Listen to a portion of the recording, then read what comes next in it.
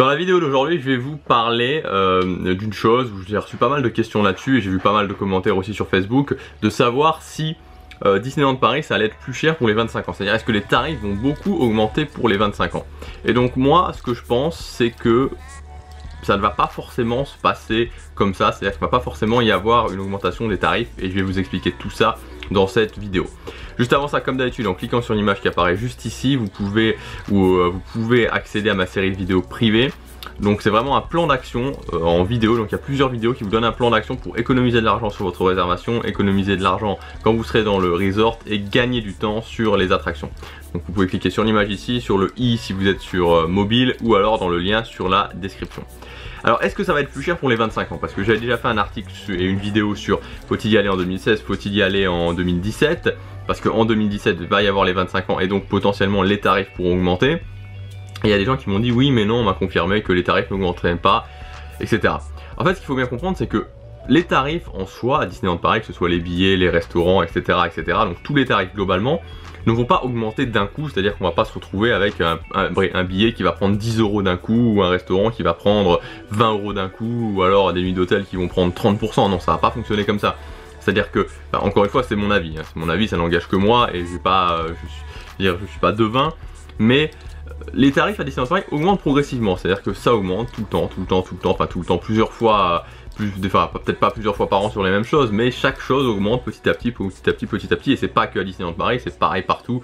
Vous allez vous allez dans un fast-food, vous allez dans un restaurant, ailleurs, en dehors, c'est pareil, tout augmente petit à petit.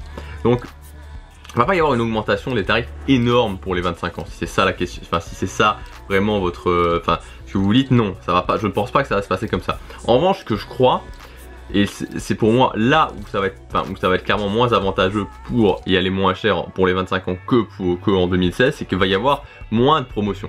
Vous savez, les promotions à Disneyland Paris, ça fonctionne comme dans n'importe quel site touristique, c'est sur l'offre et sur la demande. C'est-à-dire que Disneyland Paris se sert de certaines promotions comme les ventes privées, comme les ventes flash, ou comme d'autres promotions, pour arriver à un taux de remplissage convenable. C'est-à-dire que c'est plus intéressant que des gens payent moins 50%, et d'avoir ces gens-là, qu'il y ait des gens qui payent rien du tout et au final d'avoir personne dans les chambres.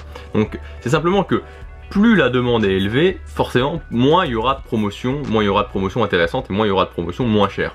Donc pour moi ce qui va se passer entre 2016 et 2017, donc pour les 25 ans, c'est que en 2016 ils font énormément de promotions, c'est-à-dire actuellement si vous savez trouver les promotions, vous avez si vous êtes venu à Disneyland Paris entre janvier et avril 2016, vous avez forcément eu un moment où vous pouviez avoir la promotion. C'est-à-dire que potentiellement tous les jours, sur chaque jour, il y avait une promotion. C'est-à-dire que tous les jours ont été repris dans une session de promotion, c'est ça que je veux dire. Donc si vous n'avez pas eu de promotion, c'est que vous ne savez pas comment chercher les promotions. Mais si vous savez comment chercher, vous avez forcément eu une promotion. Et c'est-à-dire que toute l'année 2016, pour moi, va être, même pour les vacances de Noël, puisque ça a été le cas l'année dernière en 2015 pour les vacances de Noël, va être couvert par des ventes privées, des ventes flash ou autres. Donc c'est en ça que c'est vraiment super intéressant, c'est-à-dire qu'il y a beaucoup de promotions qui sont faciles à avoir et je suis pas sûr que ce sera forcément le cas en 2017, c'est-à-dire que je suis pas sûr qu'en 2017 il y aura forcément des ventes flash ou énormément de dates sur les ventes flash, sur les ventes privées pour les vacances, pour les grandes vacances ou encore moins pour les vacances de Noël, tout simplement parce que c'est les 25 ans et donc il va y avoir beaucoup plus de demandes. Donc pour moi c'est surtout comme ça que ça va se passer, c'est-à-dire qu'il va y avoir beaucoup moins de promotions à moins 50% et il ne va pas y avoir une grosse augmentation des tarifs, c'est-à-dire que le prix du billet va pas passer à, par exemple pour les billets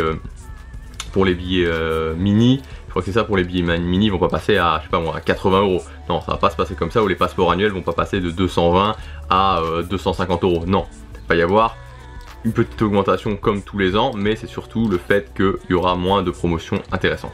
Donc pour moi clairement oui, 2016 reste une année, unique en termes de promotion. Ça se reproduira peut-être pas comme ça se reproduit, comme c'est le cas actuellement. Après évidemment il y a des rénovations, il y a des avantages, il y a des inconvénients. Voilà ce que je voulais vous dire dans cette vidéo, on se retrouve très bientôt pour la prochaine, salut.